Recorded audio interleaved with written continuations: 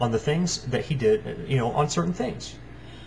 And then I gave my arguments, and in the conclusion, I determined, we finally got around to, after he responded to this, that he's lying. This is not an hominem attack. This is observation. If Tom doesn't like that, then he needs to come forward in a public setting and defend it, but he won't do that. And I know why he won't, because it's the same reason that Obama won't come forward and defend things in public. It's the same reason that, George Bush and Dick Cheney have to meet behind closed doors when they're questioned about the events of 9/11.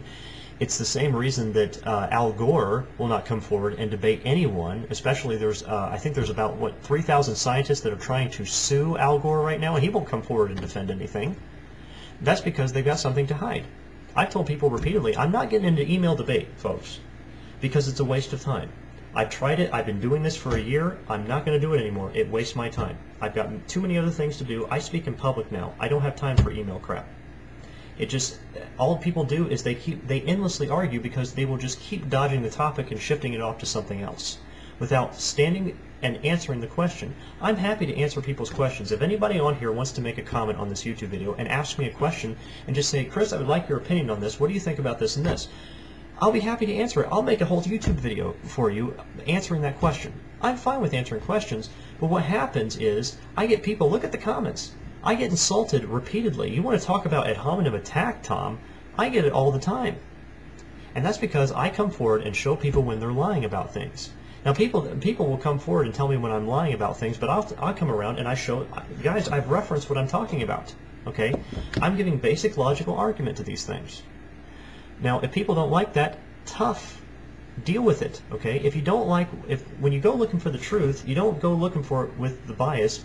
I don't see what the problem is of people just sitting back, looking at every side of an argument, looking at all sides, reading them carefully, considering them carefully. That means stop to think about it, to muse on it, okay? Think about what each person is saying, and then, after you see all sides, draw the conclusion. Filter them in your mind. I don't see what the problem with that is, but oftentimes I find, and it's not just atheists. I know I pick on the atheists a lot because I deal with them, and oftentimes they're the ones that do it. I find Christians do the same thing, an awful lot of them. There's a rare few good Christians anymore that follow the Bible, and the Bible says to study, to show thyself approved unto God, and that a workman needeth not be ashamed, rightly dividing the word of truth. I try to do this. And I try to do what 1 Peter 3:15 says, to be ready to always to give an answer to any man that asketh the reason of the hope that is in us with meekness and fear. I work very hard to do these things, and why other Christians don't just blows my mind. We're the ones that are supposed to be on the attack. We're the ones that are supposed to be revealing the truth. We are supposed to be on the move, on the attack. We're supposed to be attacking the gates of hell, not allowing this kind of smut to continue. And that's why I do this kind of thing, not only because Tom Mullen requested it of me. Look, if people request information of me, I'm happy to give it to them. But I'm not going to sit here and sift through a bunch of real insults, not these fake ones that Tom claims I'm insulting. I mean real insults. Go to my YouTube comments and read them. They're just blatant insults when people haven't even read anything that I've written, haven't really paid attention to any of my videos. They really just they skim through to a part, and then they take that and they don't even listen to the rest of it. I mean, they just don't go through and read the whole thing or listen to the whole thing. They skim it. So anyway, at the very end, Tom said this. He says, should you make a well-reasoned criticism that is valid, the people, he's talking about the people, will recognize that too, which is fine with me. So he's told me, he says, if you don't like what's in my book, then you need to write your own book, and then we'll let the market decide. See where his morality is coming in again? He said, we'll let the market decide which one is the truth. Oh no, that's ridiculous. What you're doing, what Tom is doing again, is arguing from majority opinion. I've got, folks, if you don't believe me, I've got the documentation right here, up here on the screen. These are his words, not mine.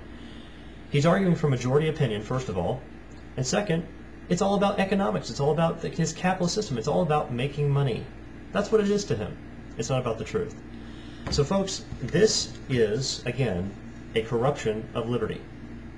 And this is a more modern version of it. There's much, people have been doing this for centuries. And Tom Mullen thinks because now that, he's modern, that therefore we have just, we're enlightened, capitalized enlightened. Well, which God is it that you're worshiping? I don't know. What deity is this that he's referring to? But we're done with this. okay, for now. I have a lot more videos to share. We're going to do a lot more things on creation, evolution, dinosaurs. We're going to talk about all that stuff, and we're going to get into a lot more topics on liberty. So again, I hope this helps some people to understand the differences between real liberty and real tyranny.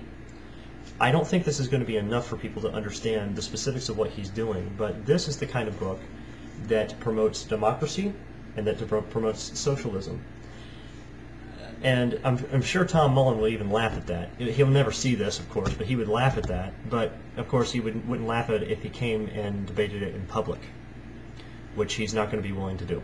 So, that's it, folks, and we'll see you next time. We'll have another topic. Thanks for listening. We'll see you later.